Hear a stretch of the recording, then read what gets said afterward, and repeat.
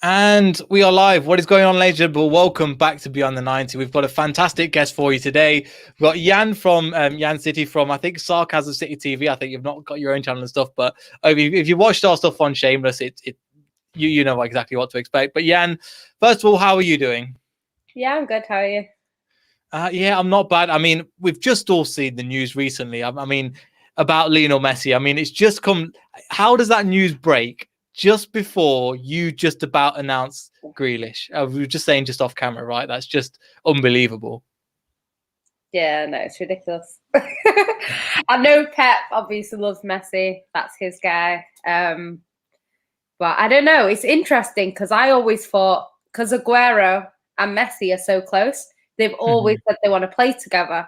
And it's always been a case of Messi won't leave Barcelona. And he said to Aguero, if you want to play with me, you'll have to join Barcelona. And I thought, Aguero is going to stay at City. So it looked like it was never going to happen. And then obviously things didn't really work out towards the end with Aguero at Man City. Man City wanted him to maintain a higher fitness level to justify his wages. Even though he is a club legend, we are spending a lot of money on someone that can't really play too many games. He did score only 6 goals last season, and 2 of them were in the last game. So for a striker, it's not the best return. So I'm still gutted that Aguero left, but I'm not surprised because Man City, they have said to him, you need to maintain a certain amount of fitness. So yeah, so he left. He went to Barcelona. Obviously, he's there. His best friend Messi's there, and I'm assuming he's just going to re-sign because there was a time where Man City fans were saying, I'd love Messi. You can't turn down Messi. If Messi rings Pep today and says, look, I want to come to you, we're going to have to find space for him. Just kick anyone out. Yeah, you're going to have to. So you can't turn down Messi. So yeah, it's interesting. I know Pep did speak to him. I think it was last year. And tried to convince him to come to City. And at that time, he was very happy at Barcelona. But that's not really the case right now. So be interesting to see. If I had my choice, we signed Grealish, so I have to keep Grealish. I think Bernardo Silva's on his way out. And I would just forget about Harry Kane and go for Messi, personally. Because, that's a signing that you would make a lot of money from. Whereas with Kane, we're only losing money. So it's one of them. That's what I would do if I was Pep, but I'm not so sure we will. We'll see. We'll have to see. But again, there's only a few clubs that he'd go to. Probably yourself, PSG. Can't really honestly see anybody else. So we'll have to see in that position. But even though you're stacked, we'll get onto that. Well, again, it's just literally as we're going live, that breaks. And I'm just like, again, it's been Messi's going to sign. And then it's just everywhere. Madness. Anyway, just to kind of it's massive news, but I think we've got to move on to obviously the Charity Shield. First of all, I know a lot of your players haven't come back yet because I think a lot of the England players have not been back. How have Man City been in pre-season? From what I've seen, he's still demolishing teams, but they are lower league opposition. But still, I think Pep demands top players, but it's not been a full squad, has it? No, I think it's been sort of a story of 2 halves. So he will play like a strong team to begin with. And then, when we're kind of comfortable, he'll take them off. Or vice versa. That seems to be the way it's going. Been 4-0, 4-1, them sort of scorelines. I know Mahrez has been balling out. I haven't been watching it, but from what I've seen, Mahrez is just on fire, which is great to see going into a new season. He ended very well, and he seems to have continued on that form. So, yeah, Mahrez is playing really, really well. Ndozi, I think, a youth player that I'd not really heard about. He's apparently doing really, really well. People are saying, I wonder if he'll start against Leicester because we have got a slightly, weakened squad to what we usually have.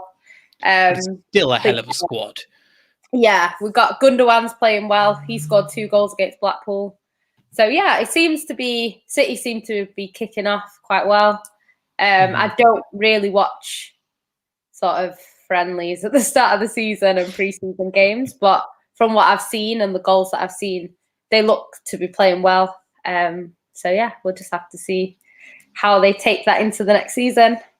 Yeah, we'll have to see. But again, just going back to somebody you mentioned, obviously Riyad Mahrez is just one of the players that we both know a lot about. And it's just interesting that you said that. Obviously, I mean, obviously he took his game to another level, but we all know Mahrez. And I don't know, again, I don't watch Man City like you do week in, week out. And just you were saying, because you watch the highlights. The problem is with Mahrez is that, again, Leicester legend here. We love him. Yeah. If you watch him on the highlights, he looks the best player in the world. But the problem is he tries out of the 10 times he tries it, 8 times he loses the ball, 8 times it doesn't work out, 8 times he gets body checks and left on the floor. But the 2 times he does, he just looks amazing. Is it still the case that that's the case? You know what I mean? Because you just said about the highlights and you're not watched the whole match. But that was the case with Riyad Mahrez. Everybody loved him. But if you don't watch a full 90 minutes, you don't get quite of a sense of the actual full scale of it, if that makes sense. Yeah, I think when Mahrez first came, obviously we knew the quality of player we were getting. He tore us apart for Leicester, and that's why we bought him in the first place. You know, the quality, you can't deny that, of course. Look who it is as well. Oh gosh, yeah. But yeah, you can't deny his quality. He is a frustrating player, like Sterling. They're both quite frustrating, like you say, in a game. You know, they'll try things. It doesn't always work. When it does work, it's brilliant. When it doesn't work, it's frustrating. I'd say towards the end of last season, though, especially in the Champions League, that wasn't the case. Like, he was just brilliant. And apparently, from people that have watched it, they're saying he's been really, really good. I think he's got 3 goals, 3 assists in 3 games. So, yeah, it's not a bad record. But like you say, it's lower opposition. It's, you know, it's a friendly. There's not that competition there. Has Messi actually left? What the hell is going on? This is annoying because if we don't get him, I'm pissed. You saying about that? yeah, Chester. Yeah, big up to you, Chester, as well. But I mean, if he says who says no, I mean, we'd have to sell the city. We'd have to move our city in order to finance that. I know there's a lot of memes and stuff at the moment, but I mean, if he's not signed a contract. And technically he's not their player anymore, so he can't. If he ran out his contract and he hasn't re-signed, he's not their player. So it's the same as a player that's left. So so I guess it's somebody's butt. We've already got a Messi. So the joke is we've got Jose Perez, the Spanish Messi. But again, so. Yeah, it is mad. I mean, at the moment, but yeah, just coming back to obviously the football, it seems like a lot of players haven't come back as well. So playing that, going into the Charity Shield, I mean, you're going to be a weakened side, but still, you can players like Gundogan, Mahrez. These are verging on world class players. So with the injury crisis, we've got a little bit of the squad. It's going to be easier than you imagine, but there's that. But also, I think a little bit as well. Pep tends to say what he thinks and what he means. He's not one of the players that go, "Oh yeah, I'll play in 23s," and then just stick in the full team. Go, "Oh yeah, my bad." He tends to see what he means, doesn't he? Yeah, I think he does like to go strong. He takes what I love about Pep is he takes every competition seriously. You get a lot of managers that will prioritize 1 or 2 and then don't care about the rest. But for me, you know, Pep does take everything seriously. We weren't great at winning the Community Shield. You know, sort of every time we won the league, we'd sort of like go into it sort of like half-hearted, not really care. We got beat by Arsenal, I think, twice. Man United, we were getting beat a lot. We obviously did win it under Mancini. But yeah, it was one of them that we didn't. I don't think we won it at all under Pellegrini. And then Pep came in. And we've won it, I think, back to back now. So it's just one of them. We've just kind of taken it a bit more seriously. So I think it will be a mix. He will still play Mahrez, Gundogan, obviously Stefan in net, I think it is. So yeah, then that's probably what he'll go with. But then he will play some of the youth players as well. So yeah, it should be interesting. Like I say, I haven't really watched pre-season, but apparently Adozi is one to look out for because a lot of City fans are saying if he scores against Leicester, what's next for him? Because, you know, if he, you know, pre-season, I've seen, you know, players ball out against Real Madrid, because it's pre-season and then they kind of don't really make it in terms of Man City's season. But if he scores against Leicester, that's Premier League level. Fine. So yeah, it puts him in a bit of a better category, going forward. But I know a lot of people talk about Pep because obviously we buy players and stuff like that. But it would be nice to see one or two of the youth players kind of make it like Foden has. I know there's a player called Romeo Lavia, and he is apparently like a little Fernandinho. And Pep likes him. He's promoted him quite early because I think he's only 17, 18, something like that. And Pep promoted him, and he looks good. I think he got Player of the Season, even though Delap went and scored, I think like way more goals than everyone else. He still won Player of the Season, so that shows how good his season was. So it'd be nice to see someone like that because we don't have a Fernandinho replacement. We have Rodri, but they're different players. They don't play the same way. So it'd be nice to see if he can make it. But it's just one of them things. The way the league is at the moment, yes, we could bring through 5 youth players, but it's like the level that they would need to be at. It is easier to go and get like a Grealish who can come and slot right in. He's used to playing against the big 6. He can kind of maybe take us to another level. Who knows? But it's one of them. It's tricky at the moment because I'm sure, City would love to play their youth, but then it's like it's being at the level of everyone else as well. So it's one of them. You've got to kind of juggle it a little bit. Yeah, especially with the position you're in and with the manager like Pep, you're not going to go, oh yeah, we'll take a few games to set in. It's like, no, you've got to hit the ground running, which is what Grealish will do. And I think with Grealish, I doubt we'll see him for this Charity Shield as well, even if the medical gets done. So I think that one's said. But even defensively, I mean, we can talk about this. We've got a defense that's it's not there pretty much at the moment. But we will probably have Ake and Diaz at the back, which again will be pretty solid. Yeah, it should be. Yeah, and who would you have on the left wing? Sorry, I think Ake's been playing quite well. I'm not even sure. Let me check who played in the last game, actually. Because the last game is probably, because I can bring up the Leicester formations, a kind of a 4-2-3-1. That's probably who we're apart from Fofana and the awful injury, but that's pretty much who we're playing to start again in the Charity Shield. But from what you're saying, Pep doesn't take it that seriously, which is again, I'm not going to lie, as a Leicester fan, we'll just take a trophy anywhere it comes. Apart from we didn't win that trophy, so I know during that time, it's going to be in our hands to win it, I think. But let's not write Man City off. I mean, if you go down as one of the best teams ever in terms of Premier League history, so it's going to be hard to beat you regardless. I think on a one-off day, City can be beaten.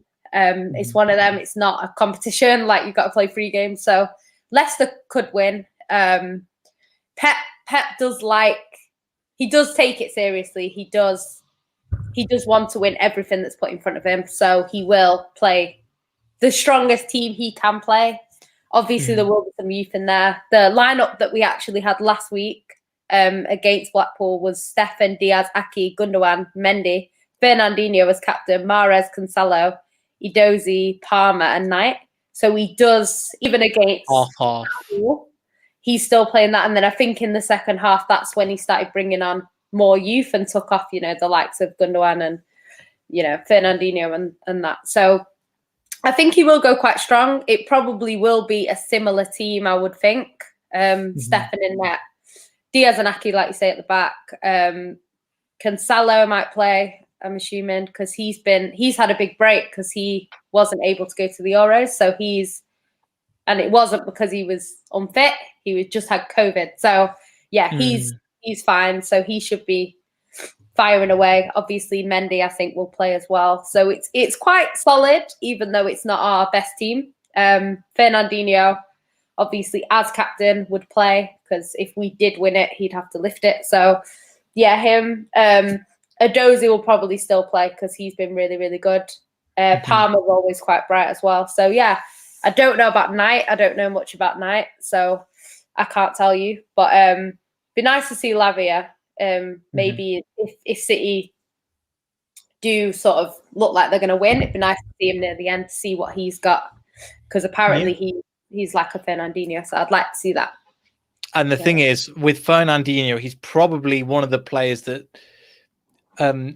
scares me the most, I would say, because I remember when we beat you 5-2 last season, when I think it's something that didn't get mentioned a lot, when you took him off, that is when everything changed, in my opinion, when we went on to win, and he was a massive part of that.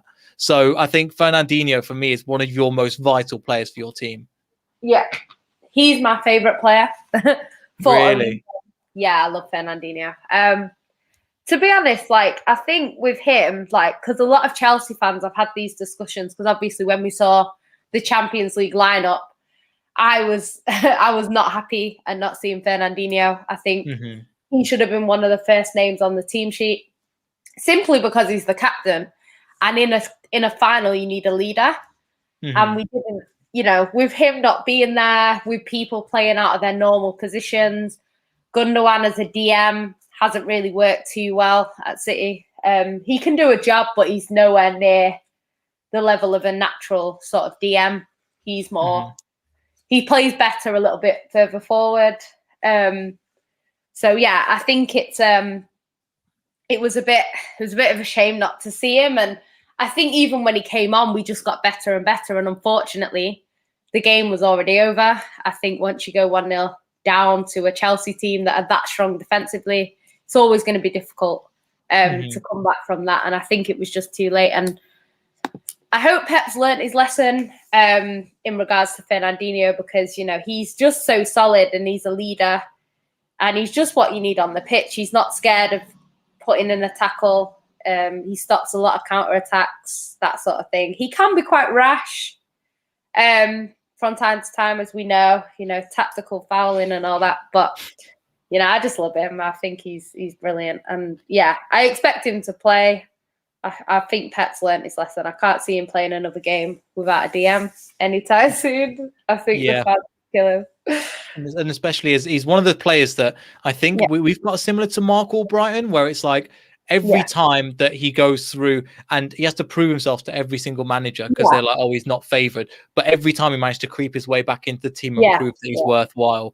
And he's kind of one of those that won't make the headlines like another player will, like a De Bruyne will, but they play such a vital role. And part of it is just they're so versatile and they can play multiple positions. And I'm kind of talking about both Mark Albrighton and Fernandinho in that. And when you watch, I think it's one of the players that when you go down to the ground as well, that you see when you see a game in person, you see how much running they do, how much leadership they do, and especially the leadership of Fernandinho is something that I really admire. Because he's 36 now.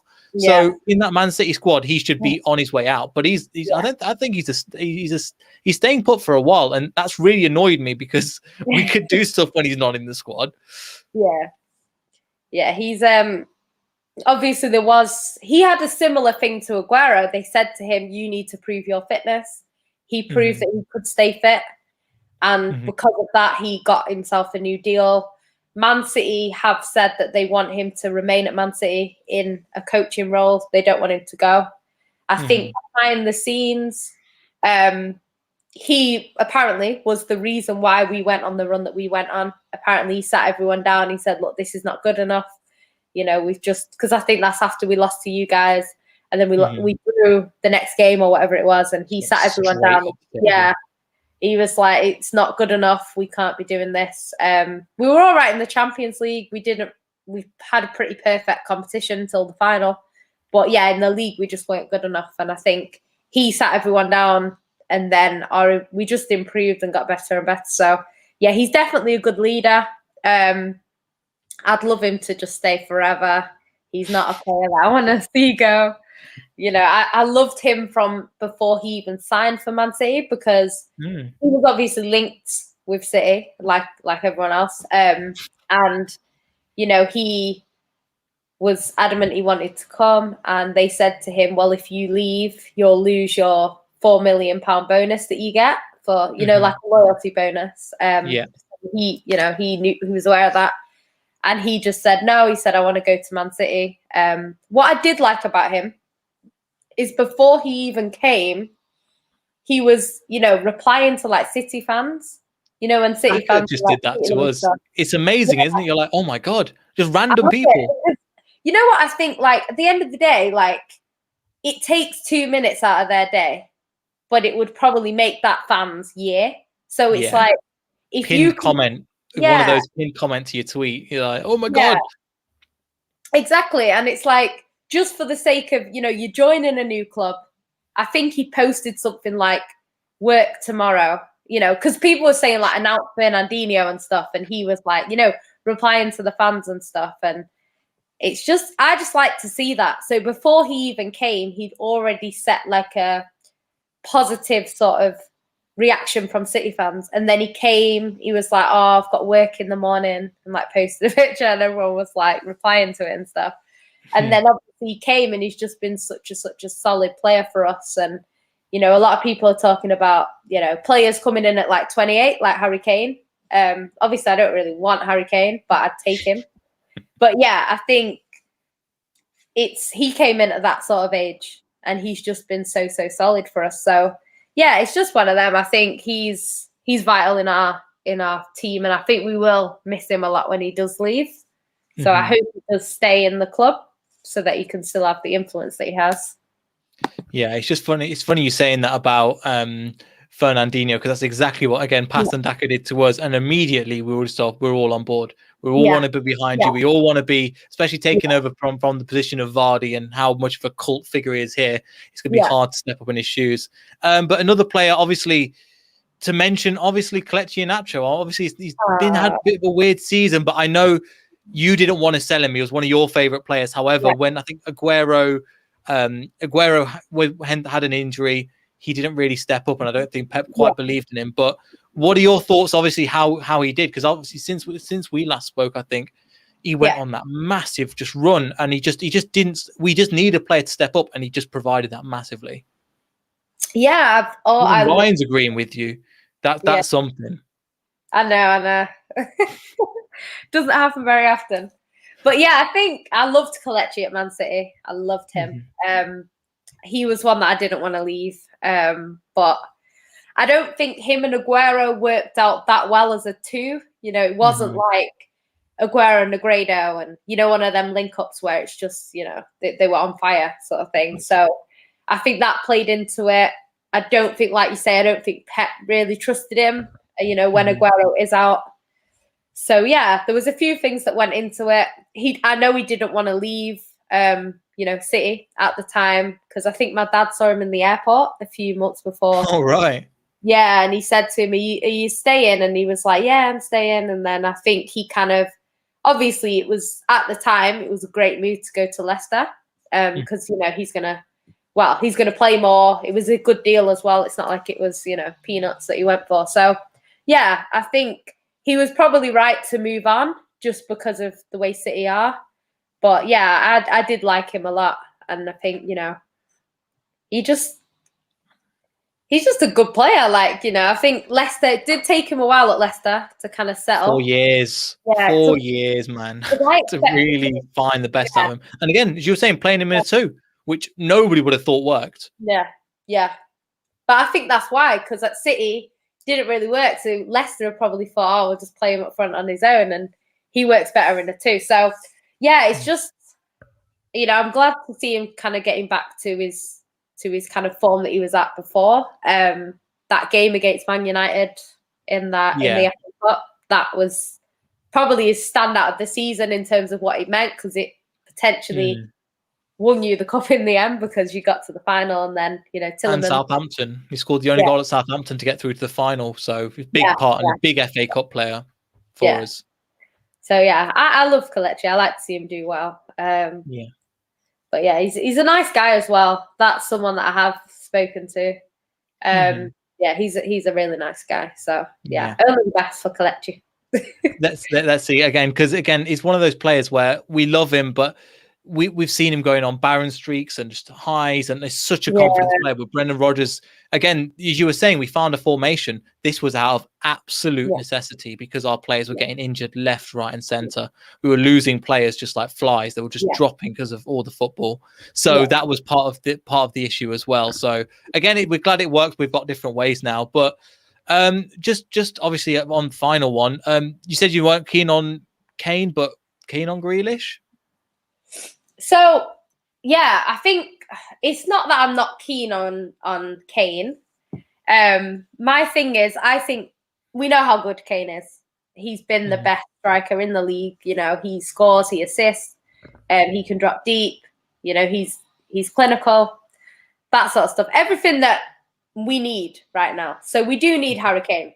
My issue was, in terms of Harry Kane or a Haaland, I would have rather had Haaland. I agree. Simply because I think in the league, we know what Harry Kane is capable of. We know what he can do. But I don't think the league is where Man City struggle. It's more, you know, in Europe, maybe the FA Cup, things like that. And I haven't seen anything so far. And don't get me wrong, if he comes to City, he is going to be around better players. He's going to be around De Bruyne, who puts it on a plate for you. Now he's going to have Grealish as well, who also can put it on a plate for him. So, you know, he's going to have a lot of support at Man City. So I would expect him to do well, but I haven't seen anything so far in sort of cup competitions that tells me, oh, you know, Harry Kane is definitely going to win us the Champions League. And I think when you're spending that amount of money, you're kind of asking for that guarantee. And I know PSG, when they bought Mbappe and Neymar, who obviously cost a lot more than Grealish and Kane, but when they bought them in, that was what they bought them for. And now PSG haven't won the Champions League. People do look at them like, you spent this much money, how come you haven't won it? And I think it's the same, definitely the same for Man City. If we do sign Harry Kane and Grealish, which looks like it's going to happen, we will be expected to win the Champions League. We're already expected to win it, but it puts more pressure on. And I'm not so sure. With Grealish, obviously, it's the same thing. We haven't seen too much of him at the top level. But I think what I would say about Grealish is he hasn't had the opportunities that Kane's had. You know, even in the Euros, he didn't play. It's not like he started that game at the end and he was shocking, and then, you know, Italy battered us because, you know, he was just having a disaster class. That wasn't the case. He didn't actually play against. He has played in a final against Man City. He didn't have the best game. He wasn't the worst player on the pitch, but he definitely wasn't the best. But Man City did dominate that game. So it's, you know, a lot of people make excuses for Kane, saying, well, he plays for Tottenham. So you kind of, you know, with Grealish, it's a similar thing. I actually think Harry Kane has had better teams around him than Grealish has. I think Aston Villa are getting better and better now, but that's not been the case. You know, they got relegated and then he helped them come back up. So, yeah, I think you have to take things like that into consideration. Grealish is still a risk. We don't know what we're going to get from him. Could be a player. We don't know what we're going to get from Grealish. Sometimes you see a player and they play really well, and then when they join, you know, a bigger team, it doesn't quite work. I think we saw it with Zaha. Yeah, Zaha at Man United. But he's done it with England, and that's kind of my thing, where it's like, okay, you've done it. Some players fail to do it in a bigger team where they're not the big fish, and he's proved that again that he's got. But kind of on the back of that, how do you think this affects his England chances going to Man City? This must because again I know they've played Rice, I know they've played Calvin Phillips and a few other players, but the majority of the time, let's face it, they go for the top six. And if you're playing for a top six club, you get in England. So this must be a dilemma in Gareth Southgate's head. But he must be starting now. But probably, I think, still Mount will get in over him. I think it's obvious Southgate's got an issue with Grealish. I'm not sure what it is. Obviously, I don't have any sort of knowledge of what he's like in training or what he's like as a person. I don't know.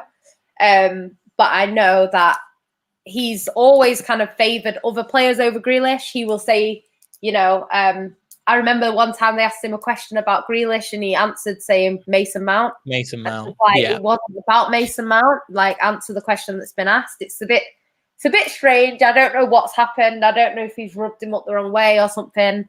But yeah, it just seems to be that he's got a bit of an issue with him.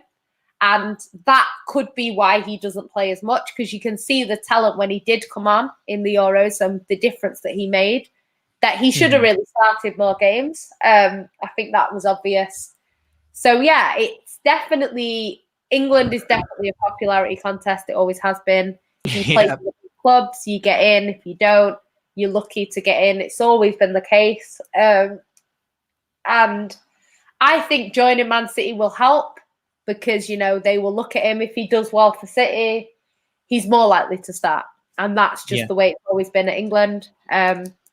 So, yeah, it's interesting because a lot of people are saying, you know, he should have stayed at Villa and, you know, been a proper club legend and stuff like that. But what people need to remember as well is it is a job for them. And it's that their whole point in their job is to be successful. And whether that is, you know, winning the FA Cup once or winning a title every single year, it differs depending on where you are and how good you are as well. Obviously, the best players always have gone to the better clubs. It's always been the case. When Man City had no money, if we had a good player, they left. That's what happened. Out the door. 100%. Yeah, I get it. We had Anelka. Anelka was great for City. He left. He wasn't going to stay at Man City and end his career at Man City. You know, one, he played for about 1 million clubs anyway. But two, he wasn't at Man City. You know, because if there was a better club that came knocking, they would have gone. You know, any City player we had that Arsenal wanted, you know, in the sort of 90s, early 2000s, would have gone to Arsenal, because that was the club at the time that everyone kind of looked up to. Then it was Man United that dominated, obviously. Earlier than that, Liverpool, you know, and I know back in the day, like, players didn't really have as much money, so they couldn't move to another city. So they couldn't say, okay, I'm going to move to Bournemouth. You know, it wasn't as easy. They were a Manchester-born sort of person. They would play for either City or United, or maybe as far as Liverpool, but it didn't really get much further than that. You kind of stayed in your city a bit more. So, yeah, I think in terms of Grealish, like, I understand the whole Villa are getting better, because Villa are. They've made some good signings now as well. But he probably wants to win trophies. And I really don't think it helps that the likes of Mason Mount, who he is, you know, on the same team as, he's a bit older than, is, you know, posting pictures of him with a Champions League trophy. And then you've got Phil Foden with his 3rd Premier League title at 21. I think it doesn't really help. And, you know, it's one of them. Even James Maddison with an FA Cup trophy as well. Yeah. So you've got to look at that. You look at the people that he's around. Yes, okay, he plays for Villa. He loves Villa. But his, you know, his Instagram, his group chats, they're all going to be congratulating people for winning whatever trophies. And he's kind of there thinking, oh, I'd love to be part of that. I know he wants to play in the Champions League. I know he wants to play with De Bruyne. So, yeah, I think I don't blame him for wanting to leave. I understand the loyalty thing, but you've got to think of it from their perspective, because we're seeing it with Harry Kane. I think Harry Kane signed a contract because he wanted to be that player. He wanted to be that, I'm Mr. Tottenham through and through, and I stayed at Tottenham and we won, I don't know, the league or whatever with Tottenham. That's what he wanted. But I think as he's got older and older, he started to think it's now or never. He knows if he doesn't go this year or next year, he's probably not going to go anywhere. And then he's not going to win a trophy unless it's with England. Maybe. Yeah. And even England, like, their success rate in trophies is terrible as well. So he plays for 2 teams that don't win. And yes, that can change. You know, of course, we've seen it, you know, yourselves. You can win the league, you know. But I just don't really see it. I don't, especially with everyone else getting stronger. I really can't see them winning a trophy unless they win, like you say, an FA Cup or a League Cup, when, you know, the big teams are kind of having a poor season. But yeah, I don't think it's going to happen. I can't see it. So especially with Nuno as well. If they got in Conte, maybe. If yeah, they got in other players, other managers that were world class, Poch, okay, yeah, maybe again because they nearly yeah, did. But Nuno's not going anywhere. I just want to bring it again back on track just to finish up with before we finish. But yeah, thank you for joining. But it's okay, no problem. What do you think the result will be, and what do you think the score will be? Because again, bearing in mind we've got Johnny Evans is out with a long-term plantar fasciitis. I can't remember some Latin word. I think ball of the foot. That one. right. Ball of the foot injury, long-term. Fofana's now out with a broken leg. So we're looking at Charles Sionchu and players we can Daniel Amata, who's a makeshift, as you were saying, he can play multiple positions, but he's a makeshift centre back. So both, it's not gonna be as easy, I think, as people think, because of the strength and depth that you've got with the likes of Gundogan and Mahrez. Diaz is back. It's not going to be an easy game for us, but with us, it's just going to be see if we can win 4-3. Yeah, I think it will be.